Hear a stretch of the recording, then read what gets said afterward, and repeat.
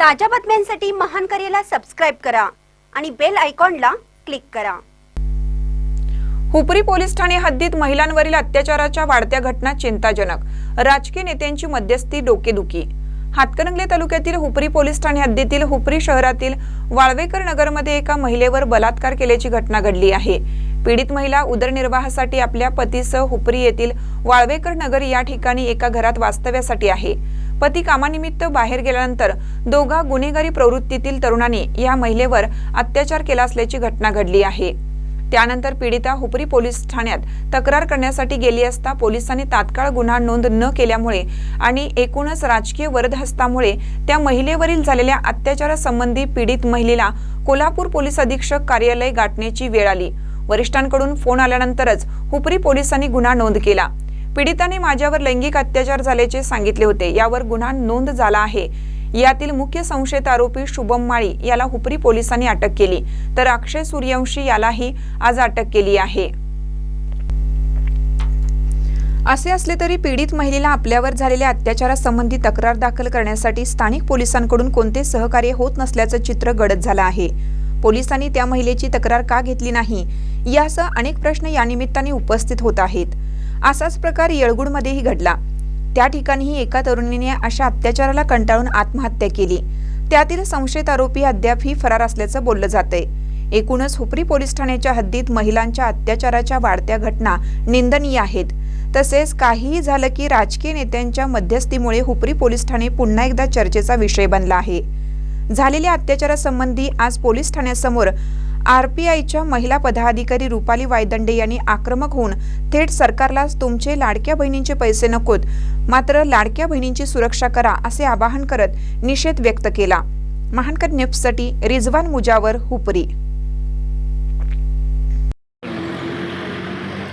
संपूर्ण देशामध्ये आज महिलांच्या असुरक्षिततेसंदर्भात गंभीर प्रश्न तयार झालेला असताना आज कोल्हापूर जिल्ह्यातील हुपरी या गावात गोंधळी समाजाच्या आमच्या एका युवतीवर अमानुषपणे बलात्कार झालेला आहे। ही घटना इतकी अमानवीय आणि माणुसकीला काळीमा फासणारी आहे की या घटनेची निंदा करावी तितकं थोडं, कारण याच्यामध्ये पोलीस प्रशासनानं थेट बघ्याची भूमिका घेतली। या पीडितेवर शुभम माळी नावाच्या युवकानं तिचा थेट घरात बोलवून बलात्कार केला। त्यावेळेस अक्षय बागडे नावाचा त्याचा सहकारी मित्र, ज्यानं तिला कैद केलं, दाराला कडी घातली आणि तो या संपूर्ण घटनेचं मोबाईलवर चित्रीकरण करत होता।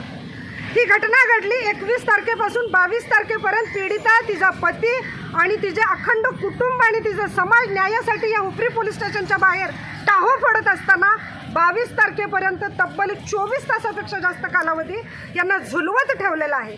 22 तारखेला मी Rupa Waydande, Republican Party of India Ambedkar या पक्षाची पश्चिम महाराष्ट्राचे अध्यक्ष, दुसऱ्या एका विषयासाठी पोलीस स्टेशनला मातंग समाजाच्या एका युवतीसाठी आले होते आणि तेव्हा हा समुदाय येऊन मला भेटला आणि त्यांनी न्यायाची विनवणी माझ्याकडे केली।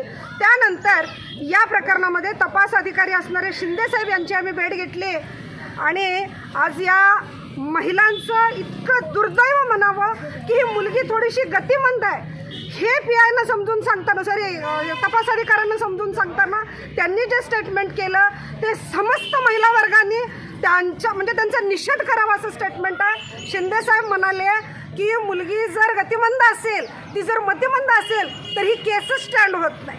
आता शिंदे साहेबांचा अभ्यास तोकडा आहे की शिंदे साहेब हा प्रकरण दाबण्याचा प्रयत्न करतायत, हे प्रचंड मोठं प्रश्नचिन्ह आज येतं आहे। परंतु गेले 4 दिवस अत्यंत गाफीलपणा, दिशाभूल करण्याचा प्रकार आणि वरिष्ठ पातळीवर हे प्रकरण दाबण्याची प्रक्रिया या हुपरी पोलीस स्टेशनमध्ये घडत आहे। या पीडितेला न्याय मिळाला नाही, दुसऱ्या आरोपीला अटक झाली नाही, तर या पोलीस स्टेशनच्या भिंतीवर आम्ही आमची डोकी फोडून घेऊ, आमचा माथाफोड करू।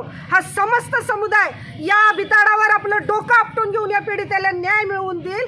त्याच पद्धतीनं विधान भवनात सुद्धा या घटनेचे पडसाद उमटतील। हा विषय विधान भवनापर्यंत आम्ही घेऊन जाऊ, पण या पीडितेला न्याय मिळाला पाहिजे। दोन्ही आरोपींच्यावर कठोर कारवाई झाली पाहिजे। तातडीनं त्यांना अटक झाली पाहिजे अशी मागणी आज Republican Party of India Ambedkar त्याच पद्धतीने या संपूर्ण समुदायाच्या वतीनं आम्ही करत आहोत. पीडितेचा नवरा, तिच्या समुदायातली काही लोक सातत्यानं या पोलीस स्टेशनच्या पायऱ्या झिजवतात, पण पोलिसांच्याकडून तुम्हालाच उलटा आम्ही काहीतरी करू, तुम्हाला अडकवू कशात, तर तुम्ही सारखं सारखं यायचं नाही, अशा पद्धतीची धमकी देण्यात येत आहे. तर माझं आज या सरकारला सुद्धा एकच सांगणं आहे, साहेब लाडक्या बहिणीचा हप्ता नको, आमच्या माता भगिनींना संरक्षण द्या, आमच्या माता भगिनी आपल्या घरात तरी सुरक्षित राहिल्या पाहिजेत. इतकीच काही ती ठोस उपाययोजना करा, एवढी आज निकराची मागणी करून या घटनेत न्याय मिळाल्याशिवाय आम्ही थांबणार नाही, अशी आज मी जाहीर घोषणा करते.